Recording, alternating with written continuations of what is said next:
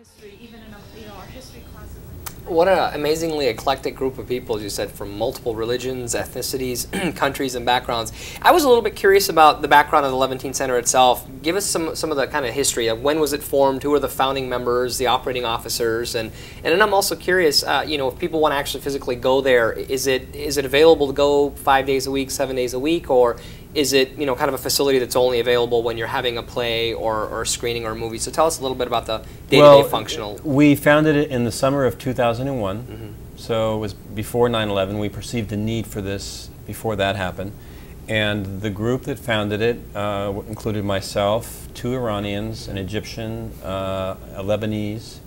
And today our board and our advisory board is equally eclectic. If you go on our website, levantinecenter.org, and look for the Who's Who section, you'll find lots of prominent authors like Reza Aslan, Nikhar Zadagan, and a lot of Iranians, Arabs from different parts of the Middle East, Afghans, Americans also, Jewish people. It's everyone who has a feeling that we can do a lot more together than we can individually.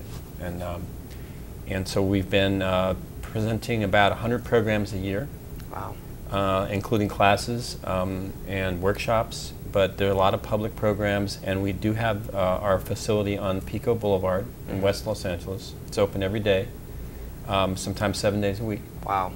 But because our facility is small and we're doing fundraising to grow it, the vision is to have a stunning arts complex entirely devoted to the Middle East here in Los Angeles, something that people drive down and go, what's that? That is the Middle Eastern Cultural Arts Center. That's where we're going to go to find an Iranian event or an Arab event. And we want to share that facility with all of the different cultural and social groups.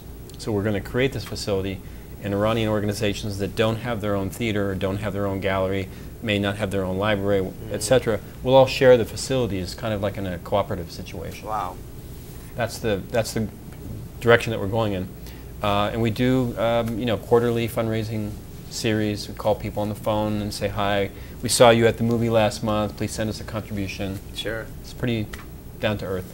Wow, I love it. Do you guys do you see that you going after any corporate sponsors, or kind of get some of the obviously, as we know, there are a lot of Persians of high stature and wealth and whatnot, especially in Los Angeles and really kind of around the country? Well, we have some of those people already involved. They're very supportive. Shari Rizai, who works at this big company downtown, Mark Amin from Lionsgate. Lionsgate, sure. Of course, Reza's company is Boom Gen Studios. We're going to do a big project with them this year. Reza Aslan. Reza Aslan.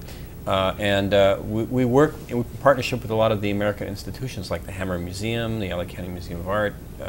We've done cooperative programs with lots of Iranian groups. Kudum.com, we did a comedy tour with Kudum.com for the inauguration of Obama.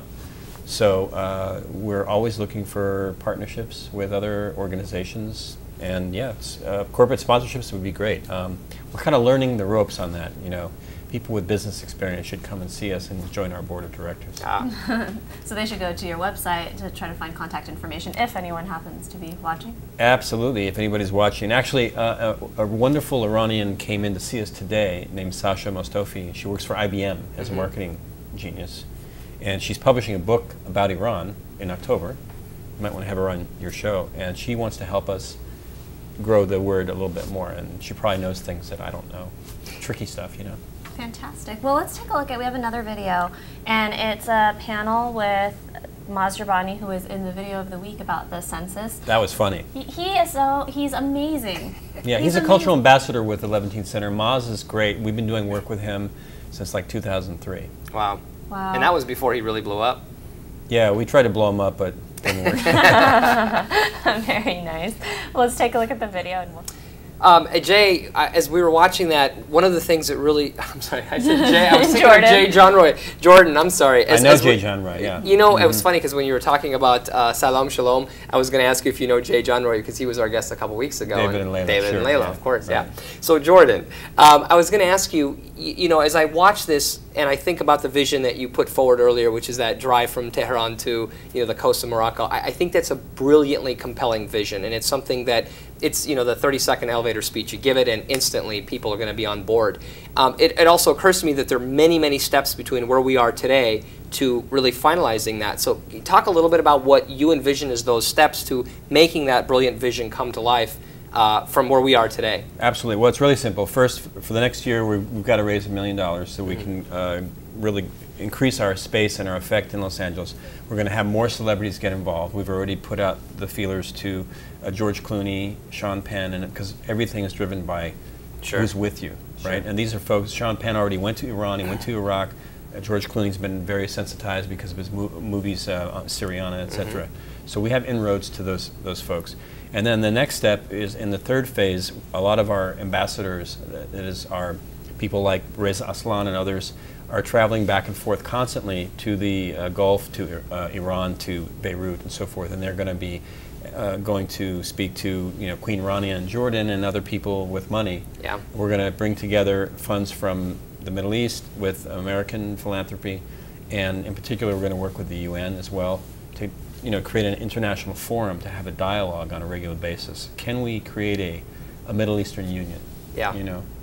Well, that's brilliant, and ultimately you're going to need ambassadors for each of those countries to get on board with this vision and then take that message back. And ultimately, as much as this is a apolitical, a-religious group, the path, I think, to succeeding is going to be convincing the political groups to put aside their differences and see their similarities. Right. Well, the Middle East is facing a lot of problems besides war. Water shortages, population. There's so many problems that we need to solve. Yeah. The Israelis and Palestinians need to get over themselves and deal with the water shortage and all the regional problems. And once they get to that place where they're really stuck, then they're going to go, oh yeah, I just need to open all this up. Right. Because as you said, we're better off together than we are alone. Yeah, but see, the people who are making money on our distress, the people that are selling the weapons, are not going to like this vision very much. So we're going to have to find some peacemaking industries for them to replace their income with. Well, every idea, love your vision, every idea that's genius today at some point angered the interest groups from whom it took away their interests. So that should not and will not stop you guys. I have all the confidence in the world. Absolutely. But we can suggest a lot of peacemaking industries that can replace bomb making. Yeah, exactly right. Exactly right. Well, unfortunately, we've reached the end of the show, but we are so happy to have you here. Thank you so much. And we're going to be rooting for you 100% of the way, and if there's ever anything that we can do to help facilitate your vision, because it's really our vision, all of our visions, let us know. I would love to see you guys do more with the American community, maybe sponsor a forum on Iran for the Americans, Andisheh TV. Because a lot of Americans they would like to love Iran. They'd like to even get to know it better, but they don't really know how. They don't know how. And you guys are like natural ambassadors. Yeah. You speak both languages. You can bring it to them, which is kind of what our cultural center tries to do. But we really need more people like you. I think we'll be continuing this dialogue when the cameras stop rolling. Absolutely. Jordan, thank you so much for being here. It's a pleasure meeting you. Thank you. و متاسفانه رسیدیم به پایان برنامه این هفته. امیدوارم که دوست داشتید. هفته بسیار عالی داشته باشین و هفته آینده باز دوباره با هم دیگه هستیم. خداحافظ. خدا نگهدار.